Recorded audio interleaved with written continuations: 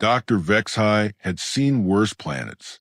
The third rock orbiting this unremarkable yellow star looked positively habitable compared to the sulfur pits of Kepler, 442b, or the methane swamps of Proxima Centauri c.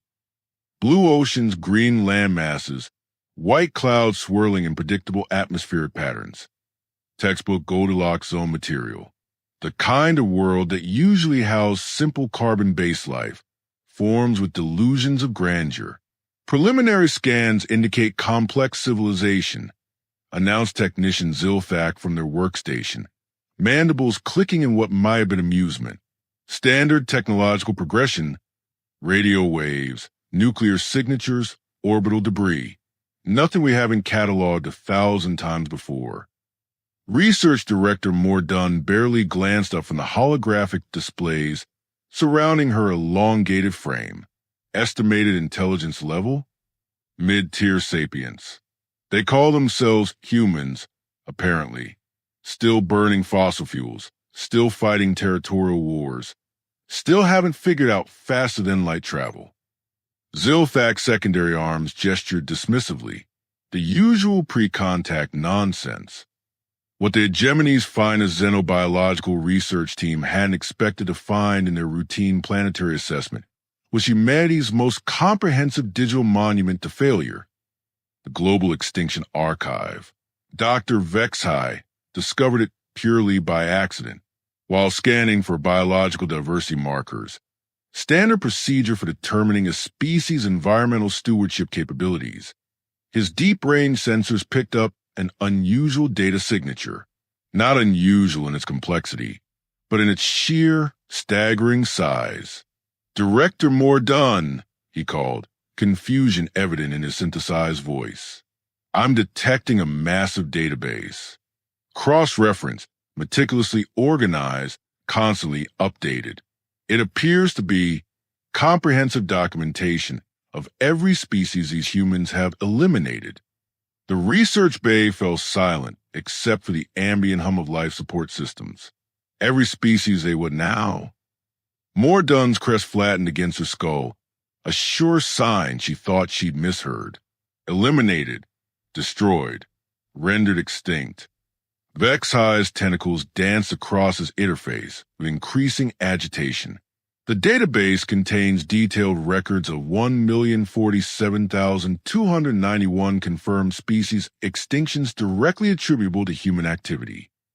Zilfak's mandibles stopped clicking entirely. That's more species than exist on most planets. It gets worse, Vexhai continued, his voice dropping to what would have been a whisper if a species possessed vocal cords. They didn't just document the extinctions. They documented the methods. Overhunting, habitat destruction, pollution, disease introduction, climate manipulation. It's all here, with dates, locations, causal analysis, and projected timelines. Research specialist Quinera, who had remained silent throughout the briefing, finally spoke. Her voice carried the tremor of someone realizing they'd stumbled into something far darker than expected. Are you suggesting these humans created a comprehensive manual of extinction techniques? I'm not suggesting anything, Vexhai replied. I'm reading directly from their files. They call it conservation science. But half the entries read like tactical reports. Mordun approached Vexhai's workstation, her movements careful and deliberate. As research director, she'd overseen first contact assessments for 47 different civilizations.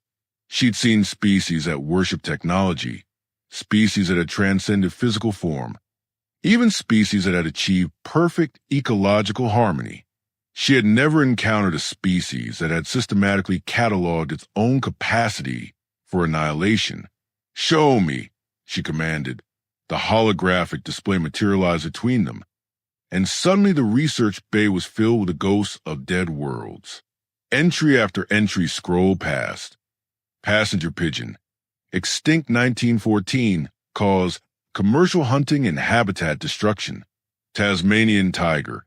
Extinct 1936 caused systematic persecution and habitat loss. West African black rhinoceros. Extinct 2011, cause poaching for horn trade. By the void, whispered Quinera. They documented everything. But it wasn't just the numbers that unsettled the research team. It was the clinical precision. Each entry contained taxonomic classification, population decline graphs, exact extinction dates, contributing factors ranked by significance, and, most disturbing of all, detailed analysis of how the extinction could have been prevented. Look at this entry, Zilthak said, highlighting a section that made their skin crawl. Dodo bird, extinct 1681. They didn't just note that they hunted it to extinction. They documented the exact hunting methods that proved most effective, the reproductive vulnerabilities that made the species particularly susceptible, and the timeline from first human contact to complete population collapse. 97 years, Quinera observed, from first contact to extinction in less than a century. That's not the disturbing part, Vexhai interjected. The disturbing part is that they got more efficient over time. Look at the later entries. Species that took human centuries to eliminate in their early periods were being wiped out in decades by their industrial age. Moore-Dunn studied the data streams with the focus of someone trying to solve a puzzle that might have no solution. This level of documentation suggests either profound remorse or, she paused, unwilling to complete the thought, or profound satisfaction. Zilthak finished grimly. The research bay fell into uncomfortable silence as the implications settled around them like cosmic dust. Every civilization the hegemony had encountered showed some form of environmental impact, but none had turned extinction into a science. None had created comprehensive databases documenting their own destructive capabilities with the thoroughness of a military planning document. Director Vexhai said quietly, "There's something else. The database isn't historical. It's actively maintained. The last update was logged 3 days ago." Moore-Dunn's crest flattened completely. They're still doing this. According to their own records, species are disappearing at a rate of approximately 73 per day due to human activities, and they're documenting every single one. The weight of discovery settled over the research team like a burial shroud. They had come expecting to find another standard carbon-based civilization struggling with basic interplanetary logistics. Instead, they had uncovered something that challenged every assumption the hegemony held about the nature of intelligent life. Quinera broke the silence with a question none of them wanted to answer. What kind of species created a monument to its own destructive power? The Global Extinction Archive continued its silent testimony, growing larger with each passing moment, a digital ossuary that somehow managed to be both humanity's greatest shame and its most terrifying achievement. 3 hours into their investigation, the research team had moved past shock and settled into the kind of grim fascination that comes with staring into an abyss that stares back. Dr. Vexhai had isolated what he termed the strategic elimination subset of the database, and what they found made their earlier discoveries look like amateur hour. "These aren't accidents," announced technician Zilthak, their voice carrying a new edge of professional alarm. "Look at the subsection. Biological warfare applications. They used diseases as weapons against their own species, then documented how those same diseases affected native wildlife populations." Research specialist Quinera pulled up a parallel data stream. European colonization of the Americas, 1492 onwards. They introduced smallpox, measles, and typhus to indigenous human populations, then tracked how these pathogens decimated local fauna that had no immunity. 17 distinct mammalian species collapsed within 50 years of first pathogen introduction. "Collateral damage?" asked Research Director Moore-Dunn, though her tone suggested she already knew the answer. "Negative." Vexhai's response came with supporting holographic evidence. Cross-referencing with their agricultural records shows they deliberately cleared out competing predator species to protect livestock. The disease introduction wasn't collateral. It was experimental. They were testing biological warfare efficiency on multiple target demographics simultaneously. The implications hung in the recycled air like toxic spores. The hegemony had encountered warlike species before, but none had treated extinction as a strategic tool with measurable outcomes and reproducible methodologies. Zilthak highlighted another section that made their exoskeleton crawl. Industrial whaling, 1800s through 1980s. They didn't hunt these massive oceanic mammals for survival. They had synthetic alternatives by the mid-20th century. They hunted them for economic optimization, documenting which species yielded the highest profit margins per hunting expedition. Profit margins, Quinera repeated flatly. They turned extinction into a business model. Multiple business models, Vexhai corrected, accessing deeper layers of the archive. Ivory trade, fur trade, exotic pet trafficking, traditional medicine markets. Each entry includes cost-benefit analysis, supply chain logistics, and projected depletion timelines. They knew exactly when each species would go extinct and planned their operations accordingly. Mordun studied the data with the clinical detachment that had made her the hegemony's premier xenobiological analyst. This suggests calculation rather than instinct. Apex predators kill for territory or food. These humans appear to kill for abstract economic concepts.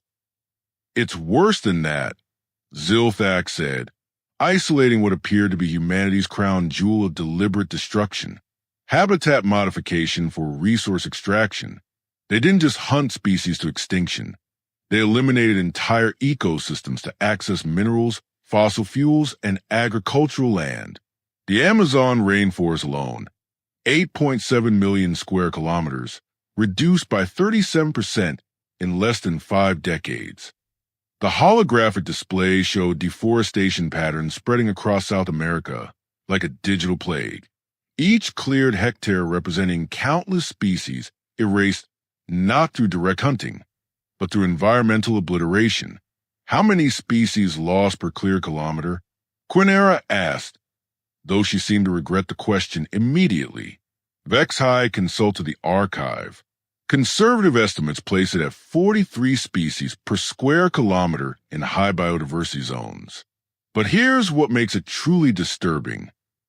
They developed mathematical models to predict extinction rates based on habitat reduction percentages. They knew exactly what they were destroying and quantified the loss before it happened. Predictive extinction modeling. Mordun mused, her crest rippling with what might have been admiration or horror. They turned ecological collapse into a science. The research team continued their digital archaeology, uncovering layer after layer of systematic environmental manipulation. Humans had drained wetlands with mechanical precision, acidified oceans through industrial chemistry, and altered global climate patterns through atmospheric engineering. Each intervention was documented with the thoroughness of a military campaign. Director, Quinera said, her voice tight with implications she didn't want to voice. We need to discuss the ramifications for first contact protocols. Mordun turned away from the data streams. Elaborate. Standard hegemony procedure assumes newly contacted species have limited environmental impact capabilities. We approach them as curiosities, not as... She gestured helplessly at the swirling data around them, as whatever this represents. Planetary scale elimination artists, Zilthak suggested grimly. The question, Vexhai interjected, is whether they represent an evolutionary aberration or an evolutionary inevitability. Are humans uniquely destructive? Or are they simply the first species we've encountered that achieved technological advancement through systematic elimination of competition? Mordun considered this while watching extinction data scroll past like a digital waterfall. Either possibility is troubling. If they're unique, they represent an unprecedented threat. If they're typical, then every species we classified as pre-contact might be a potential galaxy-wide extinction event waiting to achieve interstellar capabilities. The research bay's atmosphere processors hummed quietly as the team contemplated implications that stretched far beyond their original mission parameters. They had come to assess humanity's readiness for galactic integration. Instead, they had discovered a species that had turned the elimination of other life forms into an applied science. "There's one more thing," Vex-High said, his synthesized voice carrying reluctance. "The archive contains a subsection labeled Optimization Protocols. It appears to be their analysis of which extinction methods proved most efficient across different planetary ecosystems." Quinera's skin shifted to a pale blue that indicated deep unease. "They're not just documenting what they did, they're documenting what worked best. Knowledge preservation," More Dunn observed. "They're teaching future generations how to eliminate life more effectively." The Global Extinction Archive continued its relentless expansion, each new entry a testament to humanity's seemingly limitless capacity for turning extinction into expertise.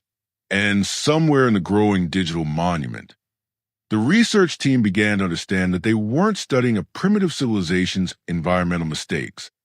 They were examining the operational manual of the galaxy's most successful apex predators. By the sixth hour of analysis, Dr. Vex-High had developed what he could only describe as professional paranoia. The deeper they dug into humanity's records, the more disturbing patterns emerged, not just in what humans destroyed, but in how they improved their destructive capabilities over time. "Run the temporal analysis again," Research Director More Dunn commanded, her crest now permanently flattened in what her species considered a defensive posture. "I want to see the learning curve." Technician Zilthak manipulated the holographic timeline, and the research bay filled with humanity's evolutionary approach to extinction. Early period, roughly 50,000 years ago, megafauna elimination through persistence hunting, crude but effective. 47 large mammalian species eliminated over 15 millennia. Acceptable predatory behavior. Research specialist Quinera noted, well within normal sapient parameters. Then something changed. Zilthak continued, advancing the timeline. Agricultural revolution. 10,000 years ago, habitat conversion accelerates. But notice, they begin documenting which conversion methods yield the highest species elimination rates per unit of effort invested. Vex-High highlighted correlating data streams. Irrigation systems designed not just for crop production, but specifically to disrupt wetland ecosystems that supported competing food sources. They weren't just farming. They were conducting ecological warfare against anything that might threaten their resource monopoly. The timeline advanced further, and the pattern became undeniable. Each technological leap corresponded with increasingly sophisticated elimination techniques. The invention of metallurgy led to more efficient hunting weapons. The development of chemistry led to targeted pesticides. The mastery of genetics led to biological weapons that could eliminate entire taxonomic families. Industrial Revolution, circa 1750, More Dunn observed, studying the exponential curves with growing unease. Extinction rates increased by 3 orders of magnitude within a single century. But look at the precision, Quinera added, her voice tight with implications. They didn't just eliminate more species. They eliminated them more selectively. Coal mining targeted specific geological formations that supported endemic cave fauna. Railroad construction followed migration routes that maximized disruption to reproductive cycles. Zilthak accessed what appeared to be humanity's most chilling achievement: systematic elimination through technological integration. 20th century, mass production techniques applied to extinction protocols. Assembly line fishing vessels that could process entire marine ecosystems. Chemical factories that produce pesticides optimized for specific genetic markers. Urban development patterns designed to fragment habitats with mathematical precision. The research team watched in fascinated horror as humanity's timeline revealed itself as an extended masterclass in elimination efficiency. Each generation didn't just inherit the previous generation's destructive capabilities. They refined them, optimized them, and documented the improvements for future implementation. Director Vexhai said, his voice carrying the weight of realization, we need to address the communications implications. Standard first contact protocols assume species achieve interstellar capability through cooperative technological development, but humans appear to have achieved advanced technology through competitive elimination of everything else on their planet. Mordun turned away from the data streams to face her team, explain the strategic ramifications. Every species we've contacted developed space travel to explore, trade, or expand peacefully. Humans developed space travel after eliminating most of the biodiversity on their home world. Their entire technological progression is based on elimination optimization. Quinera pulled up comparative analysis charts that made the research bay's atmosphere feel several degrees colder. Cross-referencing with hegemony records of 47 contacted civilizations, average pre-contact extinction rate across all species, 0.3 species per century. Human pre-contact extinction rate, 73 species per day, accelerating. They're not just outliers, Mordun realized. They're operating on completely different evolutionary principles. The most disturbing discovery came when Zilthak isolated humanity's approach to technological research and development. Each major technological breakthrough was immediately tested for elimination applications. Nuclear fission, first weapons, then power generation. Genetic engineering, first biological weapons, then medical applications.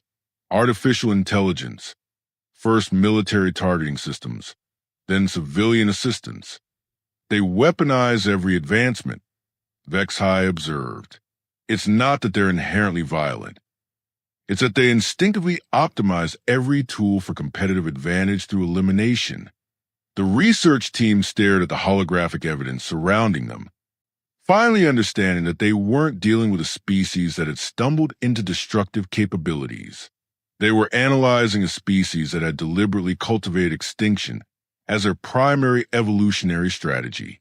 Emergency protocols, Mordun announced, her voice carrying the authority of someone who had just recognized an existential threat. We need to contact the Hegemony Council immediately. What do we tell them? Quinera asked. That we found a species that has turned elimination into an applied science, and they're approximately 50 years away from achieving faster-than-light travel. Zilthak looked up from their workstation, mandibles clicking in what might have been nervous laughter. Director, there's one more thing. The archive contains a section labeled Interplanetary Expansion Protocols. It appears to be their preliminary analysis of how their elimination techniques might be adapted for non-terrestrial environments. The research bay fell silent, except for the relentless hum of life support systems and the soft chiming of new archive entries being logged in real time. Somewhere on the blue planet below, humanity continued its systematic documentation of destruction, unknowingly preparing for the day when they would carry their expertise beyond their own world. And in the cold vacuum of space, for alien researchers finally understood that they had discovered something unprecedented in galactic history, a species that evolved not through cooperation or adaptation, but through perfection of elimination itself.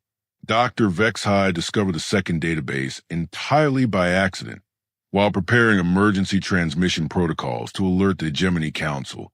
His deep scan sensors detected another massive data structure running parallel to the Global Extinction Archive. This one carried a different signature, older, larger, and somehow more complex. Director Mordun, he called. Confusion replacing professional alarm that had dominated his voice for the past 8 hours. There's another archive.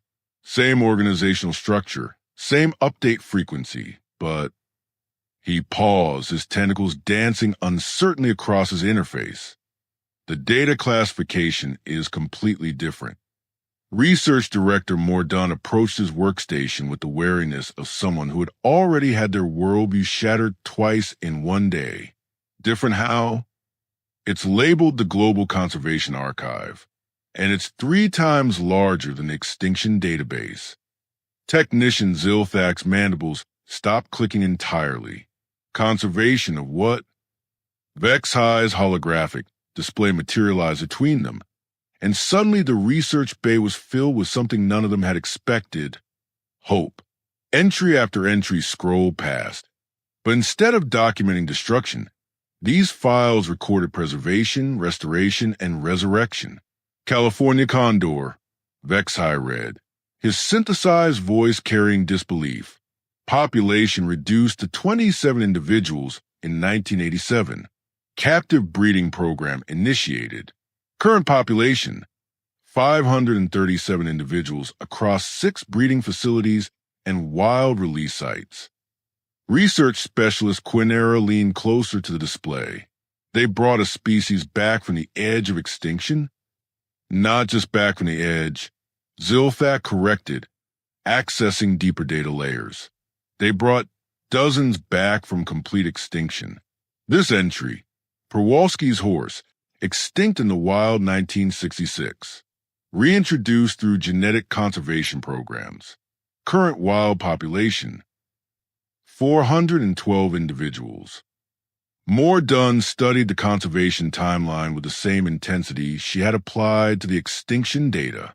When did this preservation effort begin? That's the remarkable part, Vex-High replied, highlighting temporal correlation data. The Conservation Archive begins approximately 150 years ago, right when their extinction rates were reaching peak efficiency. They were simultaneously perfecting elimination techniques and developing preservation protocols. The research team found themselves staring at humanity's most profound contradiction, a species that had weaponized extinction while simultaneously becoming the galaxy's most sophisticated conservationists. Look at this, Quinera said, isolating a subsection that made her skin shift to colors her species used to express awe. Seed banks, genetic repositories, cryogenic preservation facilities. They've collected and stored genetic material from 1.7 million species, including most of the ones they eliminated. They're not just preserving existing species, Zilthak observed, accessing what appeared to be humanity's most ambitious project. They're actively resurrecting extinct ones. The extinction protocols using preserved DNA, surrogate species breeding programs, habitat reconstruction initiatives. They eliminated the woolly mammoth 4,000 years ago, and they're currently attempting to bring it back. Vex-High pulled up comparative analysis that defied every assumption the hegemony held about technological development patterns, cross-referencing both archives. For every extinction technique they developed, they simultaneously developed corresponding preservation techniques, chemical weapons and water purification systems, habitat destruction and ecosystem restoration, genetic warfare and genetic therapy. They learned to create and uncreate life with equal precision. Mordaunt said quietly. The Conservation Archive revealed humanity's other face. The same species that had turned extinction into science had also turned preservation into art. National parks designed with mathematical precision to maximize biodiversity protection. International treaties that regulated resource extraction across planetary boundaries. Global monitoring systems that tracked every endangered species in real time. Director, Quinera said, her voice carrying wonder instead of horror for the first time in hours. They're not just documenting conservation efforts. They're documenting conservation philosophy, ethics framework for deciding which species deserve preservation priority, moral arguments about humanity's responsibility to undo the damage they caused. Zilthak highlighted the most remarkable discovery yet, restoration timelines. They've calculated exactly how long it would take to restore their planet's biodiversity to pre-human levels.